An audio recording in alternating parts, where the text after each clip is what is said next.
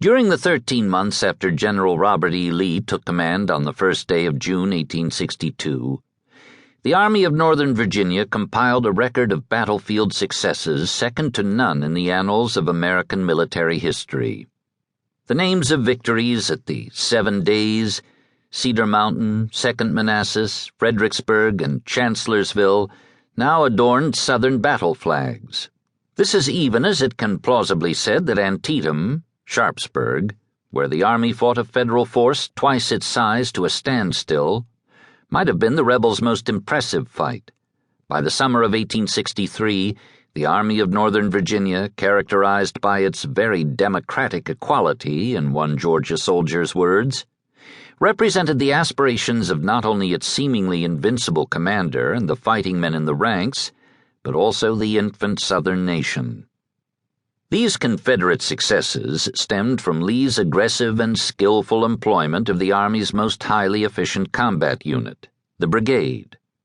The best of these tactically flexible, hard-hitting brigades possessed the capability to function independently to achieve victory on their own on the battlefield. And one of the foremost of these crack units by the time of the Gettysburg campaign was General William Barksdale's Mississippi Brigade, which was composed of some of Lee's hardest fighting veterans. Earning a well-deserved reputation for hard-hitting offensive capabilities since the war's early days, the 13th, 17th, 18th, and 21st Mississippi Infantry Regiments of Barksdale's brigade played prominent roles in each of their battles. Most Magnolia State soldiers had received their baptismal fire at First Bull Run on July 21, 1861, contributing to that rout of Union forces.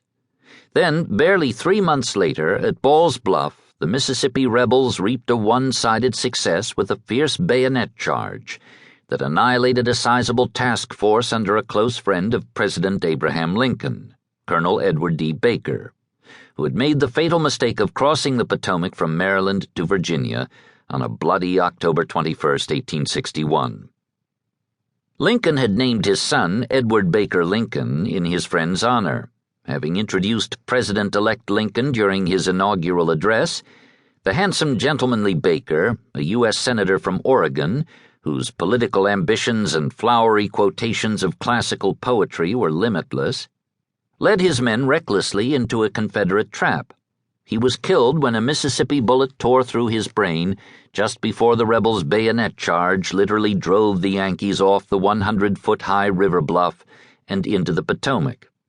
Private Ezekiel Armstrong, 17th Mississippi, penned in his diary how the Mississippians whipped 5 times our number in a fair fight.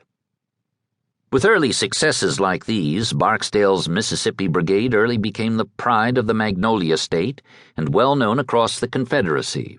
Lee consistently relied upon the brigade as one of his shock units that could be depended upon in a crisis situation. One aristocratic officer of the Richmond Howitzers, Lieutenant Robert Stiles, emphasized that Barksdale was my general, commanding the infantry brigade I knew and loved best of all in Lee's army. Presenting insight into those key qualities that made them elite fighting men, Lieutenant Stiles explained how his artillerymen from the Confederacy's capital were closely associated with these sturdy fellows and became strongly attached to them. This Mississippi Brigade was, in many respects, the finest body of men I ever saw. They were almost giants in size and power. In the color company of the 17th Regiment, when we first met them, there were 35 men more than 6 feet 1 inch high, when the average height of a Civil War soldier was around 5 foot 5 inches. And in the 21st there was one man 6 feet 7 inches in height and superbly formed, except that his shoulders were a trifle too square and too broad in proportion. They were healthy and hardy, even ruddy, which was surprising, coming as they did from a region generally regarded as full of malarial poison. They were bear hunters from the swamps and cane brakes and, naturally enough, almost without exception, fine shots. As a body, they were very young men and brimful of irrepressible enthusiasm, equally for play and for fight. The laugh, the song, the yell of the rebel charge burst indifferently from their lips. to keep listening to this audiobook. I've left you a link in the description so you can do it, at no cost thanks to Audible's 30-day free trial.